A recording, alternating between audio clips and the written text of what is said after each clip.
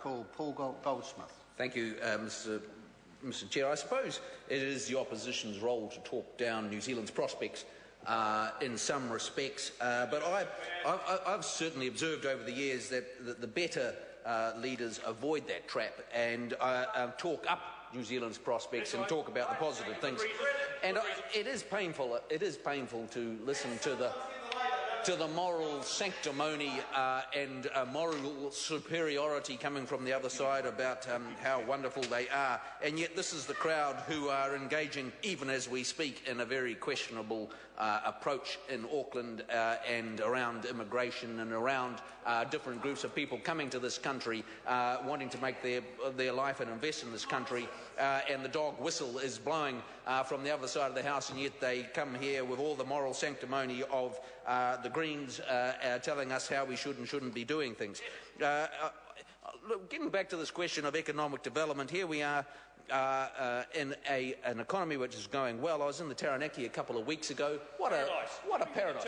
What a great place that is, where there are jobs aplenty, built upon resources, which we always hear from the opposition, good reasons why we shouldn't be advancing or developing those resources any further. But in Taranaki it's all going well, but also around engineering and supply and expertise that has developed over the years servicing that energy and farming economy, and that has been exported all around the world. What a successful region that is, and never cease to be amazed at the enterprise of New Zealanders.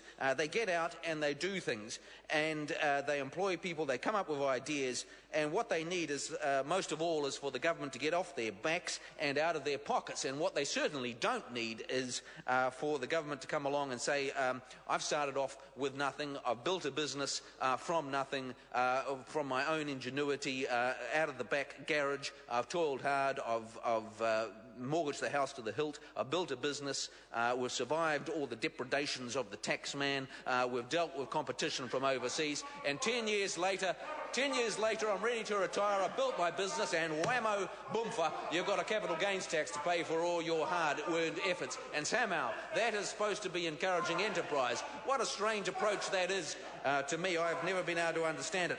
And then I suppose their other guru is Jeff Bertram, I think, is the other guru of the left wing, and he thinks that we should be putting a cap on all salaries. Well, I'm also a little bit perplexed and struggle to understand how that is going to encourage enterprise in this country when this is what we need. What they do need, what those businesses in New Zealand do need, is the business growth agenda, because that is what this government has put forward over the years and has focused the number of things that it's working on to improve the environment in which entrepreneurs can get out there and do their thing in this country.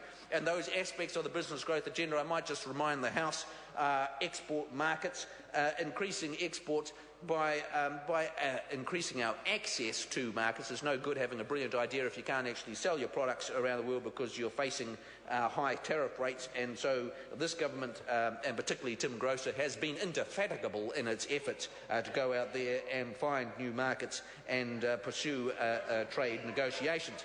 Then there's the issue of innovation, helping businesses access the latest R&D, and the Minister in the chair at the moment has been exceedingly generous indeed, very generous in the support that has been given to research and development and investing $100 million a year in internationally focused growth package and providing extra research and development assistance to businesses and funding for tourism. And all these things are developed around trying to grow businesses and in the economy. When we talk about skills, that's the other thing that business need, access to skills and access to affordable employment. And the starting out wage is something that was opposed vehemently on the other side of the House.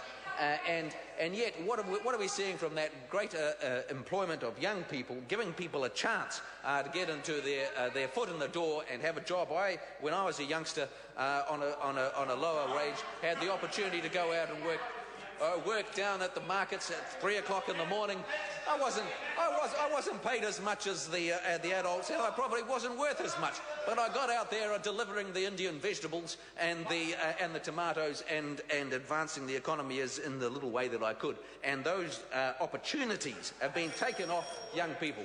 I call Grant Roberts. Mr. Chair, for all of the bluster from Stephen Joyce and Paul Goldsmith about this